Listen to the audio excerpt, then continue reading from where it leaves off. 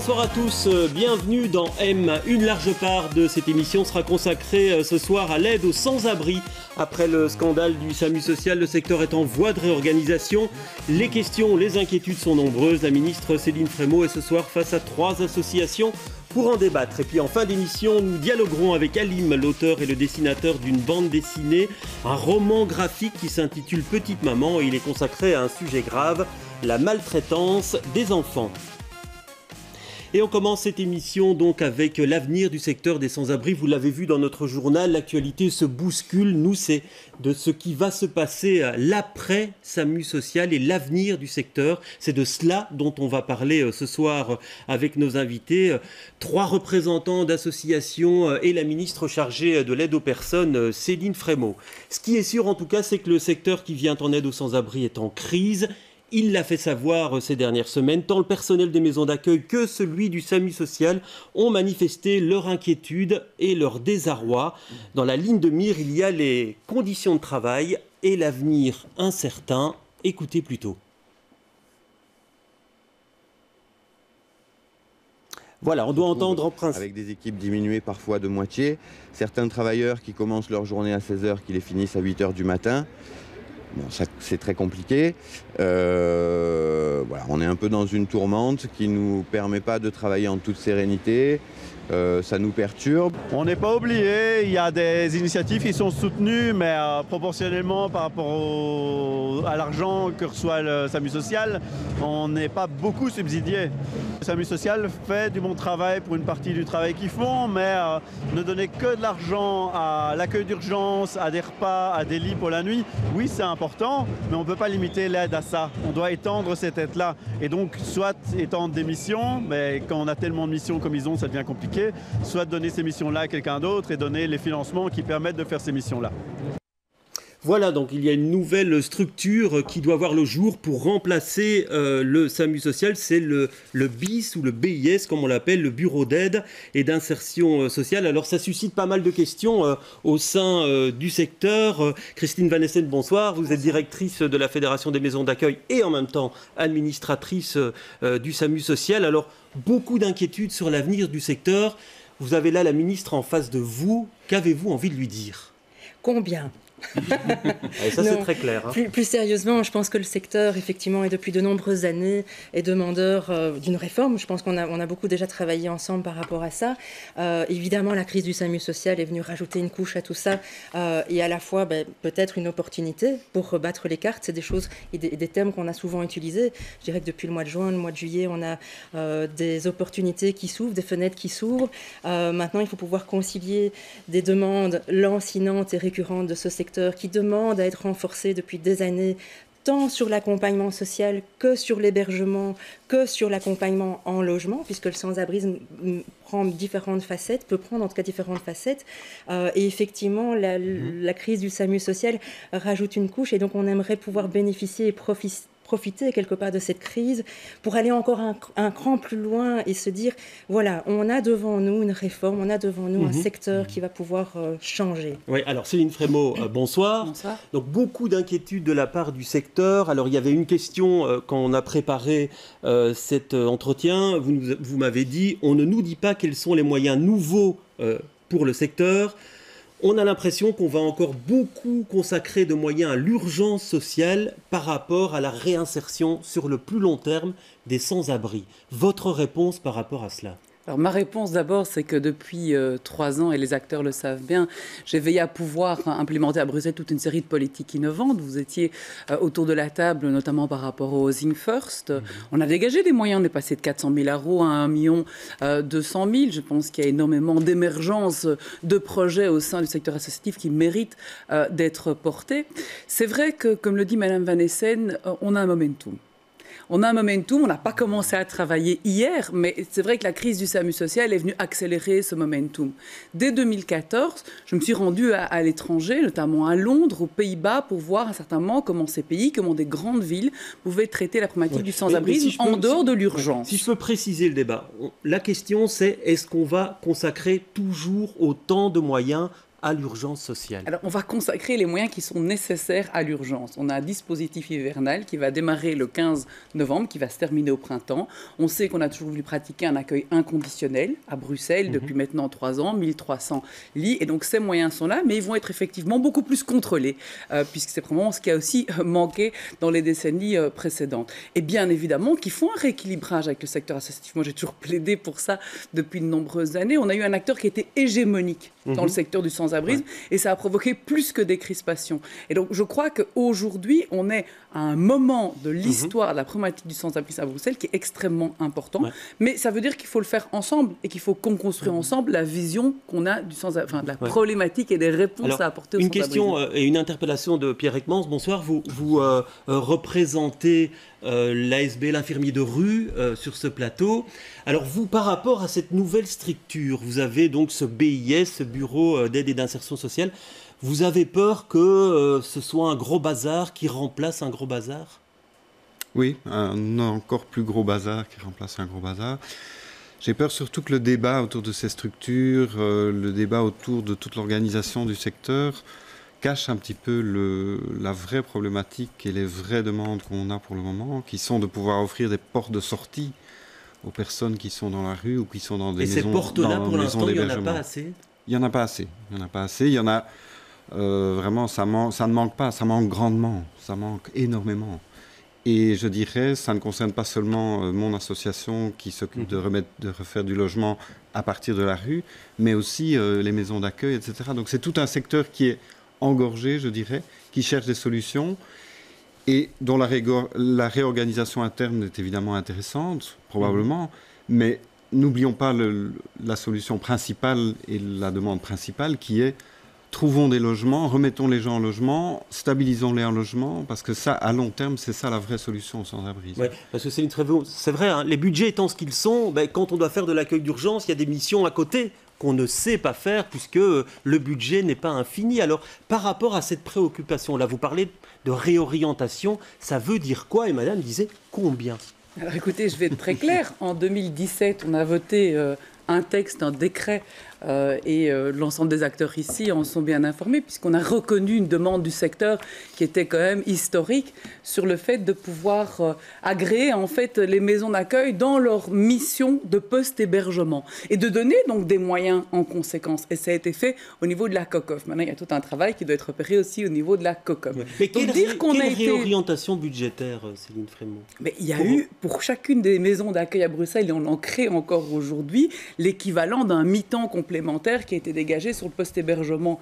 Ça a été quelque chose qui est demandé depuis plus d'une dizaine d'années. Alors, ne me faites pas dire que c'est suffisant. Je ne vous dirai jamais que c'est suffisant. Le Housing First, c'était 400 000 € en 2014. C'est plus d'1,2 million maintenant. Et ça doit continuer encore, parce qu'on voit des résultats extrêmement probants. Il faut pouvoir le dire aussi, que ce qu'on a fait depuis 3 ans donne des résultats extraordinaires. 95% de taux d'insertion. Et quand on vous dit que ce bureau d'insertion sociale, ça va être encore une plus grosse structure et qu'elle risque finalement de poser les mêmes problèmes et d'être difficilement gérable. Alors, je pourrais vous répondre sur le fond et sur la forme.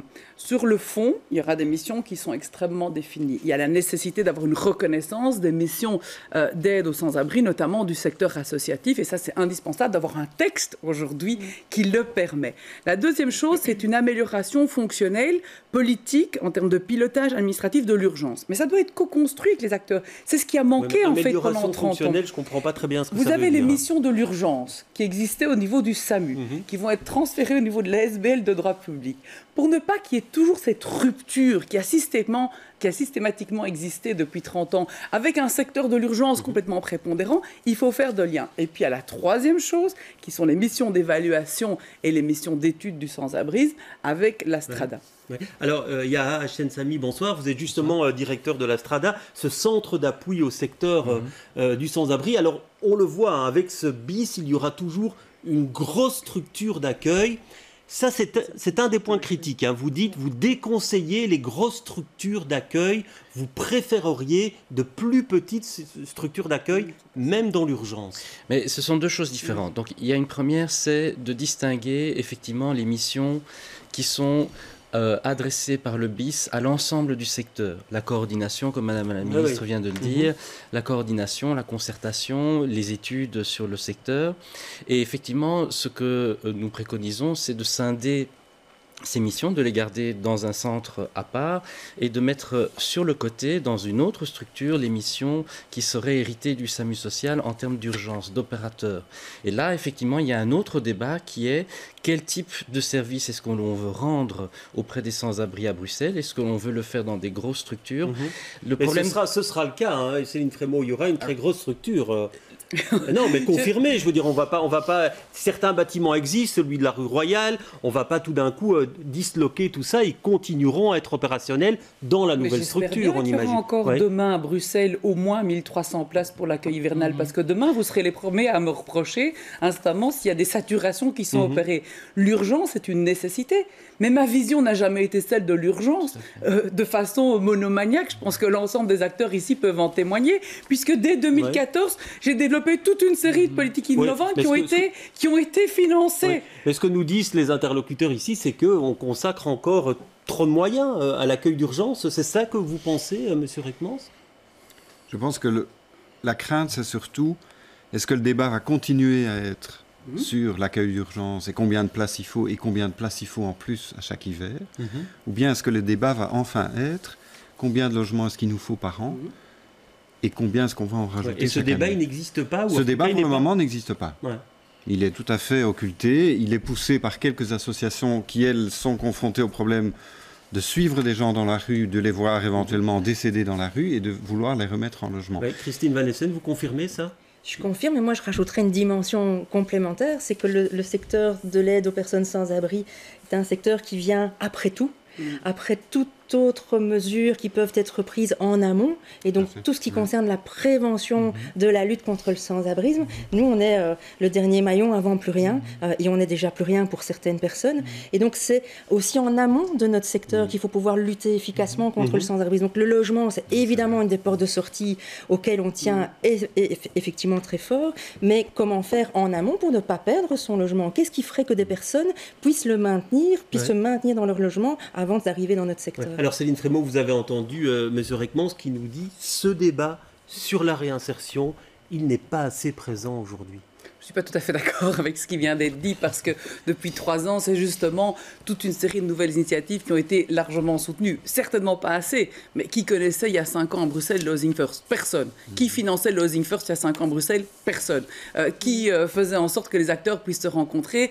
Excusez-moi, j'ai récupéré d'une certaine manière une compétence logement et d'aide aux personnes. Force était de constater, quand j'ai rencontré les acteurs, qu'ils se connaissaient très peu. On a organisé, Mme Van Essen le sait, la mise en contact et en réseau des acteurs du logement, de l'aide sociale et les maisons d'accueil pour créer justement cette fluidité qui manquait maintenant depuis de nombreuses années. Mais je vous l'ai dit, ce n'est pas suffisant. Non. Et donc ce qu'il faut un certain moment, c'est permettre un certain moment aux maisons d'accueil, ils ont maintenant la mission de post-hébergement qui est reconnue, mais augmenter évidemment encore les moyens de ces acteurs-là. Soyons concrets, hein, Mme Van Essen, vous manquez de place pour les familles, les couples avec enfants.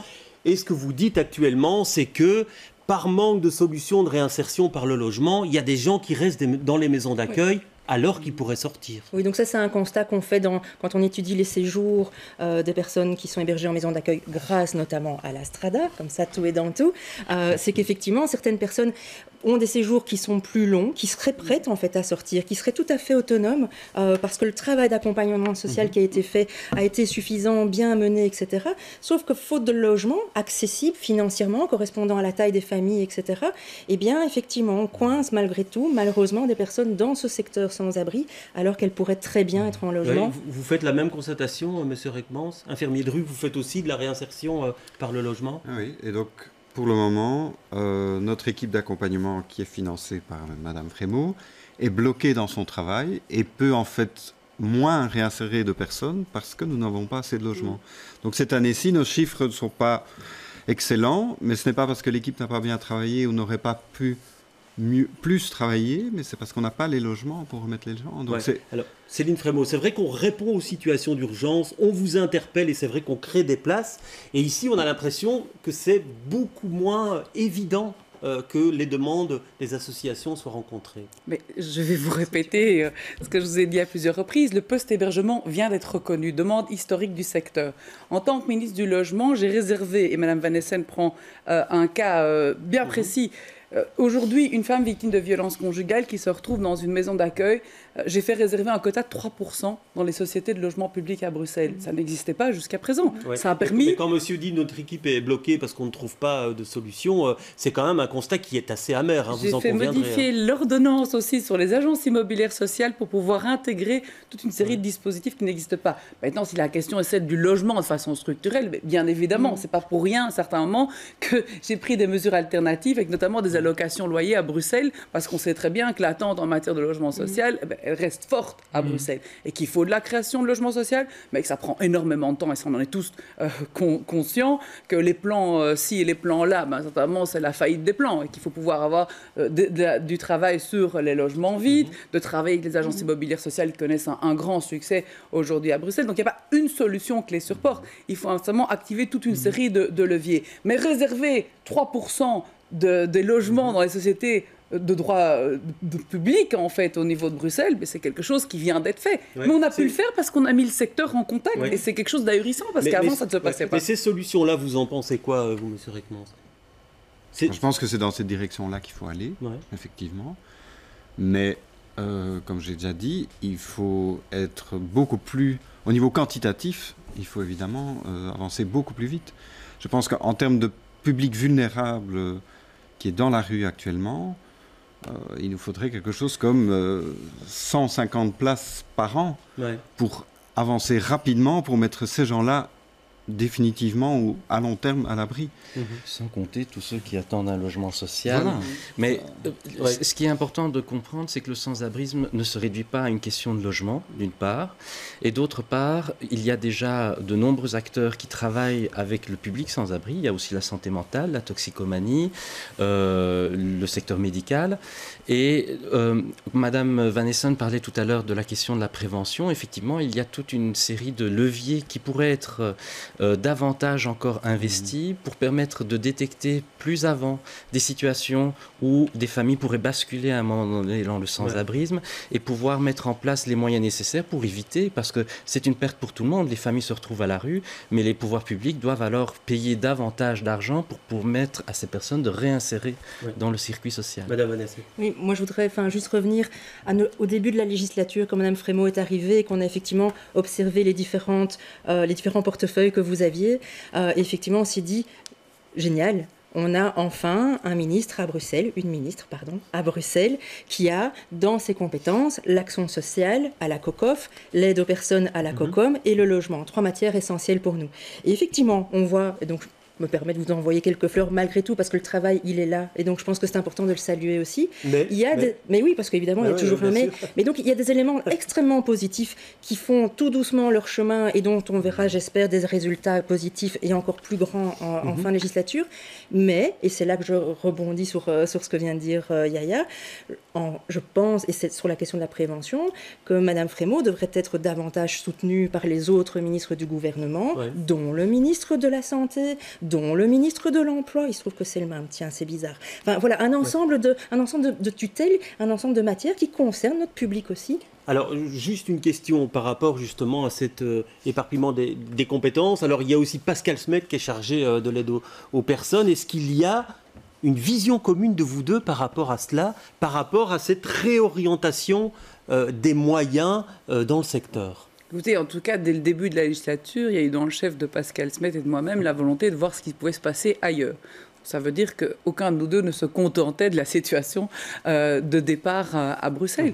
Je vous l'ai dit en tout début d'émission, nous sommes allés à Londres, nous sommes allés aux Pays-Bas pour voir comment est-ce qu'ils appréhendaient la problématique du sans-abrisme, sachant aussi qu'ils étaient dans des systèmes de transition beaucoup plus courts et qui réorientaient en fait beaucoup plus rapidement qu'uniquement sur la question de l'urgence. Parce que vous imaginez bien que s'il y a un projet en ordonnance, il n'est pas tombé il y a 6 mois. Ça veut dire aussi qu'il y a un travail... Au scandale du SAMU social, c'était en gestation bien avant, qui a été fait depuis 2 ans. Maintenant, on est dans un système effectivement effectivement de copilotage, puisque c'est à travers la COCOM que le dossier doit être traité, puisque c'est la compétence bicommunautaire.